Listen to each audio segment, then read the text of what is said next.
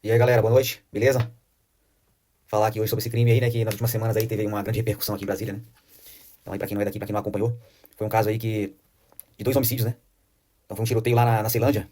Então, inicialmente aí eram dois grupos, né? Eles na verdade estavam juntos em um bar, né? E houve um desentendimento lá entre eles e após o desentendimento, esses dois grupos se encontraram numa outra região da cidade, né?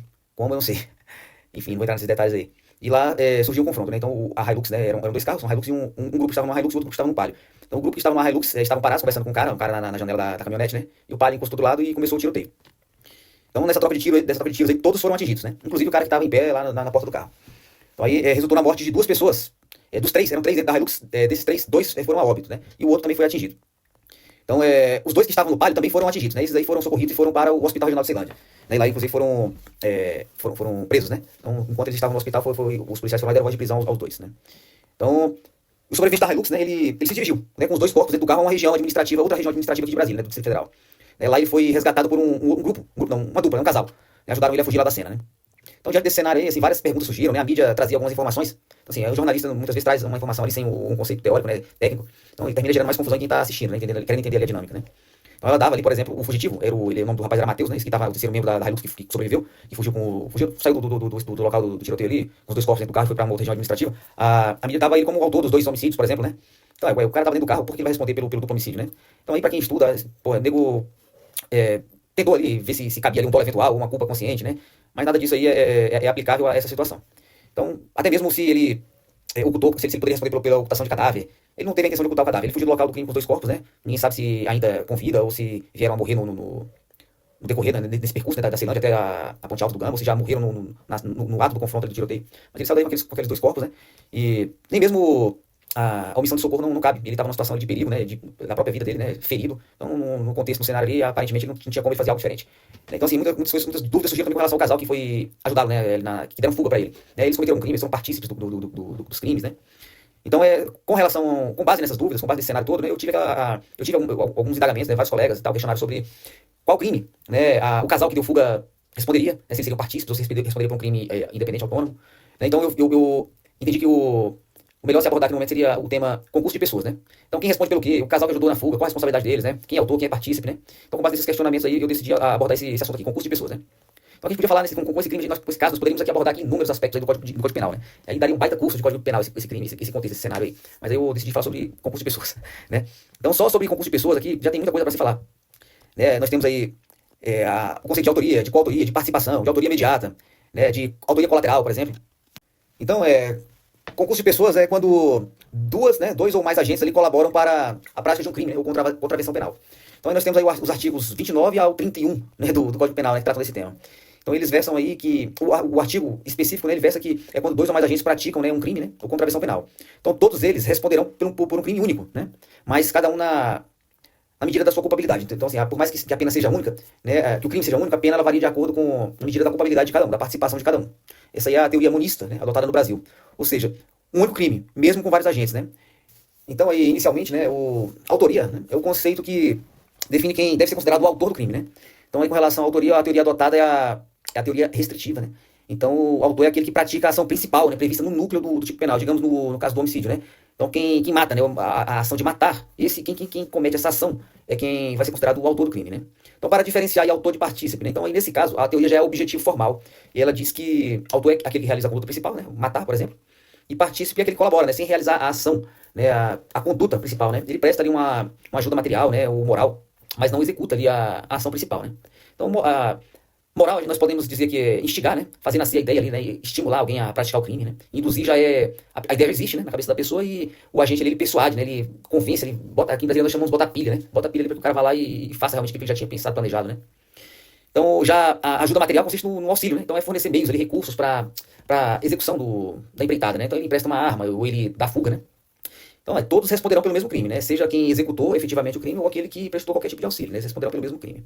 Nessa participação, ela pode ser uma participação antes, durante, né? Ou até mesmo depois. Depois, somente se ela tiver sido combinada previamente, né? Então, aí, no caso desse crime aqui em Brasília, né? Esse casal que deu a fuga, eles não serão partícipes caso eles não tenham combinado previamente aquela fuga. Então, se eles combinaram previamente, eles serão partícipes do crime. Caso contrário, caso não tenha esse acordo prévio, eles poderão responder pelo favorecimento pessoal, né? Então, isso aí, na verdade, não é nem crime, né? Favorecimento pessoal é uma contravenção penal.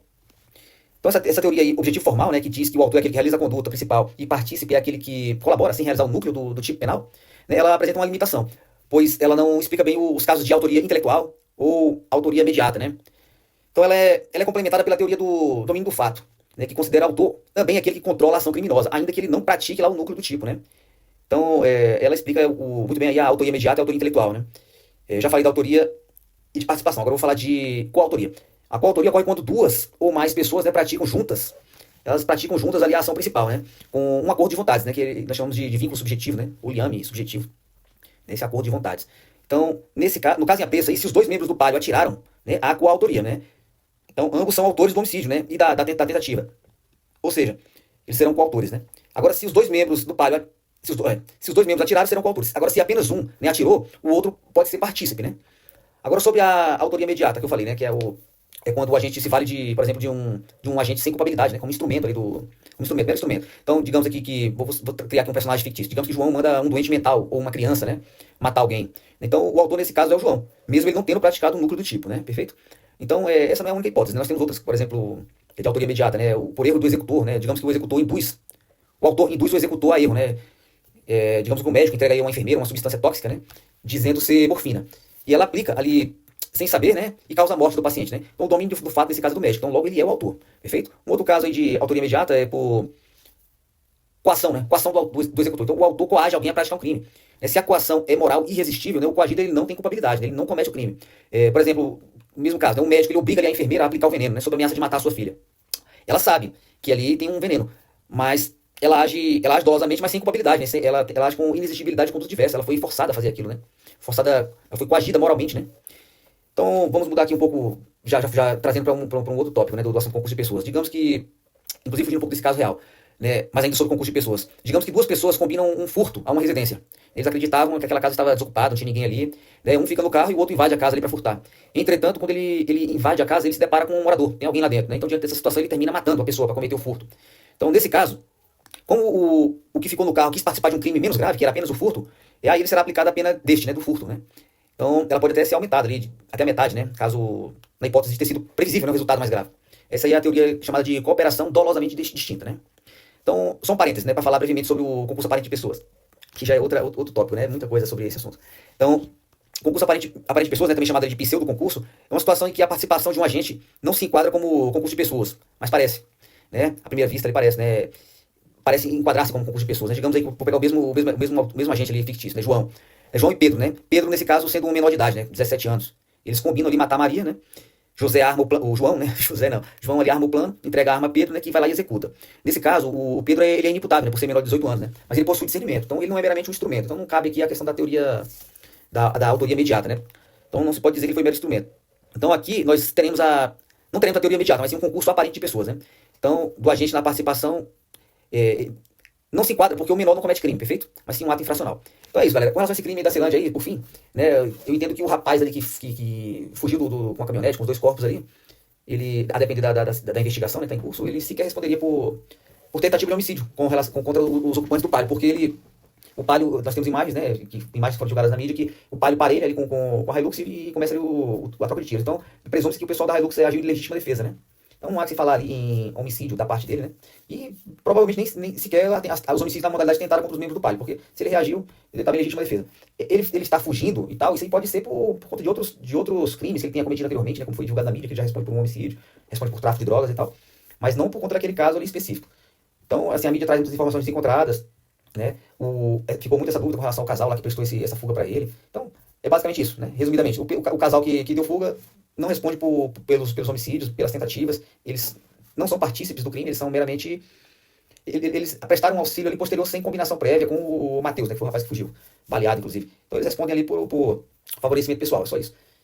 Então valeu, galera. É um caso bem complexo, aí não quis entrar em muitos detalhes, aí o caso está em investigação, não tenho acesso nenhum aí às informações do inquérito, né. Então eu quis só trazer, aplicar ali essa questão do concurso de pessoas ao cenário real, beleza? Valeu, se gostaram, deixa um like aí, tamo junto. Qualquer dúvida, chama no privado que a gente vai bater um papo, alimentando, aprendendo junto, tá ok?